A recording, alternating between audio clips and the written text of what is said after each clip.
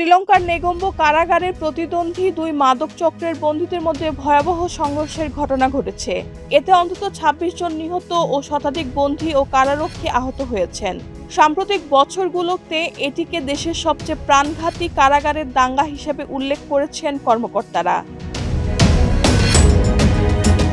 Police জানায়, রোববার রাত থেকে শুরু হওয়া সংঘর্ষে বন্দীরা আগ্নেয়াস্ত্র ও ধারালো অস্ত্র ব্যবহার করে। আহতদের নেগোম্বো হাসপাতালে নেওয়া হলে প্রথমে ২৩ জনের মৃত্যু নিশ্চিত করা হয়। পরে আরও ৩ জন মারা গেলে নিহতের সংখ্যা ২৬-এ পৌঁছায়। গুরুতর আহত ১৮ জনকে রাজধানীর কলম্বোর জাতীয় হাসপাতালে স্থানান্তর করা হয়েছে।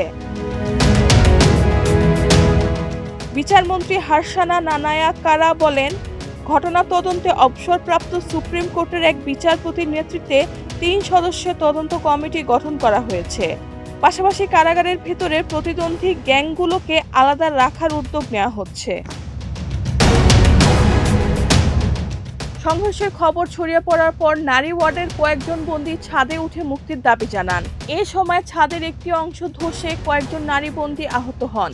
পরিস্থিতি নিয়ন্ত্রণে শ্রীলঙ্কা বিমান বাহিনী ড্রোন ও হেলিকপ্টার মোতায়েন করে। সরকারি তথ্য অনুযায়ী শ্রীলঙ্কার কারাগারগুলোতে বর্তমানে ৪১,২৫০ জন বন্দী রয়েছেন, যা কারাগারগুলোর ধারণ ক্ষমতার প্রায় ৪ গুণ। অতিরিক্ত বন্দির চাপকে এই ধরনের সহিংসতার অন্যতম কারণ বলে মনে করছেন সংশ্লিষ্টরা।